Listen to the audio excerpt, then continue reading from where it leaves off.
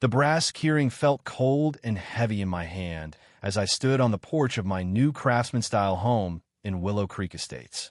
After nearly 2 decades of grinding away at my locksmith business, pouring every spare dime into SAVYNGS, I'd finally done it, bought my dream house.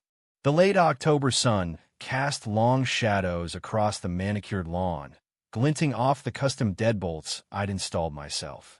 I designed the security system from scratch, triple reinforced locks, motion sensors, and a discreet network of cameras that could catch a squirrel sneaking through the bushes. In my line of work, I'd seen too many homes pried open like tin cans, their owners left shattered. Not mine. Never mind.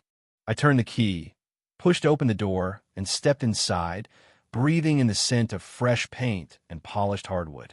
Home sweet home, I murmured, my voice echoing off the high ceilings.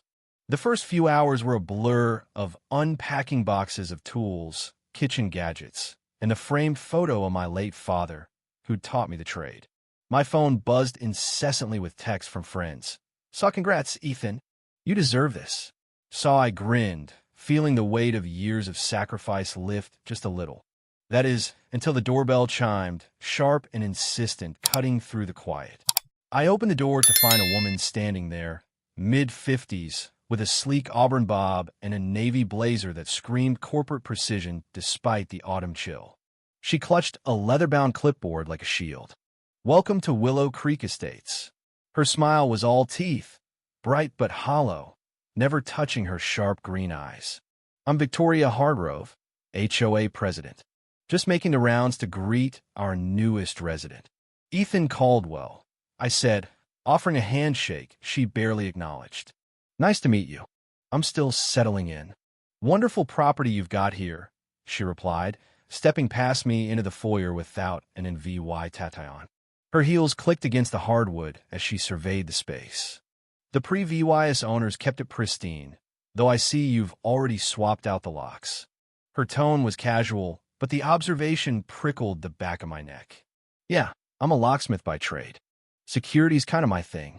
She scribbled something on her clipboard, nodding. "Well, that's convenient. Speaking of which, I'll need a full set of your keys, house, shed, any gates. We keep a master set for emergencies and maintenance." "Standard procedure." I froze, keys jingling faintly in my pocket. "I'm sorry, what?" "Keys," she repeated, as if I'd misheard a grocery list. "It's in the HOA bylaws. All residents provide copies to the board for safety reasons." "That's unusual," I said, choosing my words carefully. "I've been in this business a long time, and I've never heard of an HOA requiring private keys. I need to see that in writing before I hand anything over." Her smile tightened, a flicker of irritation crossing her face. "Of course, review the documents. But compliance is expected within 7 days of move-in. Don't drag your feet, Mr. Caldwell." She turned to leave, then paused as a black SUV rolled into the driveway across the street. A lanky guy in his early 20s climbed out, all sharp angles and designer sunglasses. "That's my son, Lucas," Victoria called, her voice swelling with pride. "Home from college. He assists with HOA property management. You'll see him around." Lucas gave a half-hearted wave, but his gaze lingered on my house, specifically my front door, longer than felt casual.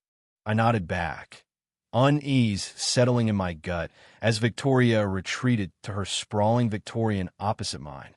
That night, I pored over the HOA covenant, a dense stack of legalese I'd barely skimmed before signing the deed. Line by line, I searched for her so-called key rule. Nothing. No mention of surrendering keys, just vague clauses about emergency protocols requiring homeowner consent. I triple-checked, my locksmith instincts screaming that this was wrong. Handing over keys to anyone, let alone a stranger with a clipboard, went against everything I stood for. Sleep didn't come easy. At 5:47 a.m., heavy footsteps on my porch jolted me awake. I bolted downstairs, heart pounding, to find a neon yellow notice taped to my door. Saw HOA violation, failure to provide required key copies, due lot 75 daily fine until compliance. So I ripped it down, anger surging. Less than 24 hours of my dream home, and I was already a target. Through the window, I spotted Victoria striding down the street in a tailored tracksuit, clipboard in hand, like a general inspecting her troops. The next day brought another notice, this one up to do Law 100 daily. My neighbor to the left, a wiry retiree named Henry with a penchant for woodworking, caught me taping up a new mailbox after mine was mysteriously dented overnight. "Don't let Victoria steamroll you," he warned, handing me a spare hammer. "She's run this place like her personal fiefdom for a decade. Most folks just cave easier than fighting her." "I'm not most folks," I muttered, hammering the post into place. Across the street, Lucas lounged against his SUV, ostensibly wiping down the hood but staring straight at me. When our eyes met, he smirked, slow and deliberate, before turning away. By day 6, the fines hit due Law 150 daily, and my doorbell camera caught Lucas creeping past my house at 2 a.m., pausing to inspect my locks. I called a lawyer buddy, Sam, who specialized in property disputes. "This is nuts, Ethan," he said after reviewing the HOA docs. "There's no legal basis for her to demand your keys. She's bluffing or worse." Armed with his ad VYC, I drafted a letter citing state privacy laws and the covenant's own language, dropping it in Victoria's mailbox alongside a new camera installed hidden this time, tucked into a fake birdhouse. The retaliation was swift. My car's tires were slashed the next morning, no witnesses, no proof. Victoria sauntered by as I waited for a tow truck, her voice dripping with mock concern. "Such a pity. Willow Creek used to be so peaceful before people started flouting our rules." Her words weren't a suggestion, they were a threat. A week later, 3 HOA board members showed up on my porch, looking like they'd rather be anywhere else. "We're here about your violations," the treasurer, a jittery guy named Paul, stammered, "and your accusations against Victoria." "Come in," I said, laying out my EVY the covenant, the law, the footage of Lucas skulking around. "This isn't about safety. It's about control. Why does she need my keys?" Paul shifted uncomfortably. "It's tradition. Not written, but everyone complies." "What?" I pressed. "What's she doing with them?" No one answered, but their silence was louder than words.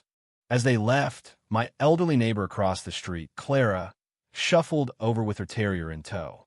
"Be careful," she whispered, pretending to fuss with her dog's leash. Last summer, the Turners refused the key rule. Their house was broken into while they were on vacation, nothing taken, just ransacked. They handed over their keys the next day. Her words iced my veins.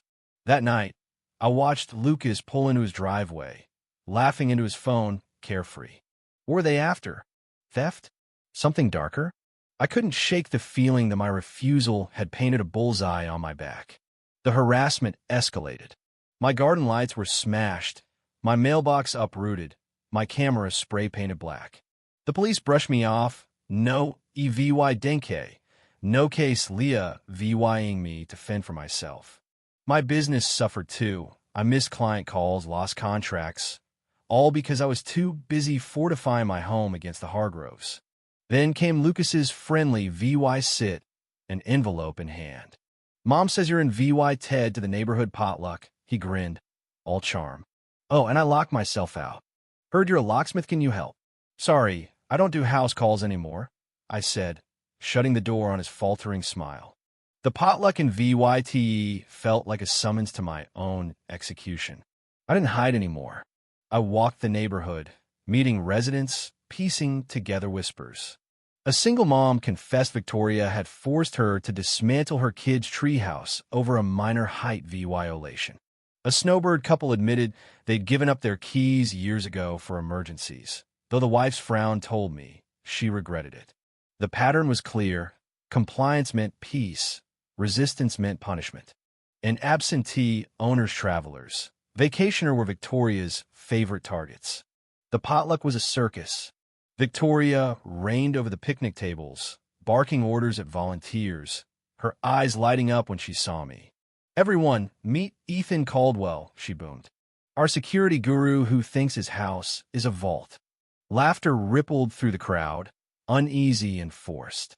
I sat alone until Henry joined me, muttering, "She's out for blood today." Lucas approached with a beer, his grin razor-sharp. "Peace offering. Mom's intense, but she's just looking out for us." "Is she?" I said, voice low, because slashing tires and stalking my house doesn't feel neighborly. His mask slipped, eyes hardening. "Careful, man. People who don't fit in here don't last long." Before I could retort, a scream cut through the chatter. Clara had collapsed by the dessert table. As neighbors rushed to her, I saw Lucas slip away, heading toward my street. Instinct kicked in. I followed, staying low, watching as he circled my house, testing the back door, then a window with a pocket knife. My hidden cameras were rolling, catching every move. He gave up after a few minutes, jogging back to the potluck as thunder rumbled overhead. Clara was fine heat exhaustion, the paramedics said, but the incident gave me an idea. Victoria cornered me later, all fake concern. Poor timing, with Clara about to announce her trip to see her grandkids. 3 weeks away. "Convenient," I said, filing that away. She smirked, dropping her bombshell. "Oh, and the board voted your fines are now due lot 250 daily. Pay up, or we'll lien your house." That night, my cameras caught Lucas again, prowling in the rain.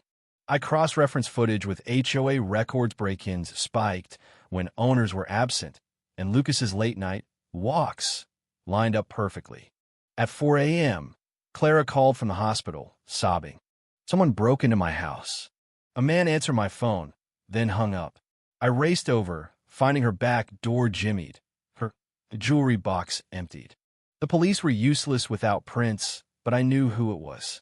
Enough was enough. I called Victoria the next day, voice steady. "Let's meet." I reconsidered the key thing.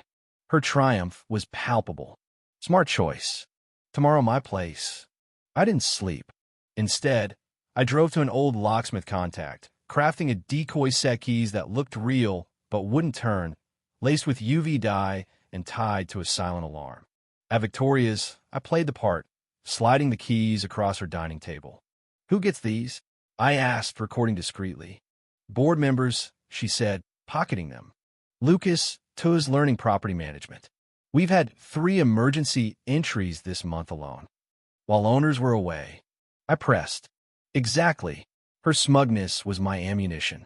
2 nights later, my phone lit up Lucas, fumbling with the decoy keys at my door. I called the cops, watching him flee as sirens wailed. When they arrived, I showed them everything. Footage, recordings, Clara's story. They raided Victoria's house, but she and Lucas were gone, tire tracks fresh in the mud. The neighborhood erupted. Clara spilled more. Victoria's scheme stretched back years, targeting empty homes with pilfered keys. Then the police found them in a motel, hoarding a laptop with dossiers on every resident. Layouts, schedules, valuables. Worse, the treasurer and security chair were in on it, a full-blown ring. The mayor begged me to step in as interim HOA president, and I couldn't say non it after seeing Clara's tears, Henry's quiet rage. The first meeting was chaos, but we rewrote the rules. No keys, no intimidation, just neighbors. Months later, Victoria and Lucas took plea deals 12 and 8 years. Restitution couldn't replace what they'd stolen, but it was something. Willow Creek healed, slowly. I built a community garden where Victoria's house once stood, sold off to pay VY Tim's. New folks moved in, drawn by our story, a locksmith who said no and unraveled an empire of greed. My dream house. It's home now, not just for me, but for all of us. And those decoy keys? They're mounted in the community center, a reminder that sometimes locking your door is the first step to opening a better world. If you were the one in this story, how would you react? Would you stand up and fight back, or accept the unreasonable pressure and control from the HOA? Share your thoughts in the comments below. And don't forget to subscribe, like, and share this VY Deo with more people. Your small action gives us the motivation to keep bringing you more intense and engaging stories. Thanks for watching, and we'll see you in the next VY Deo.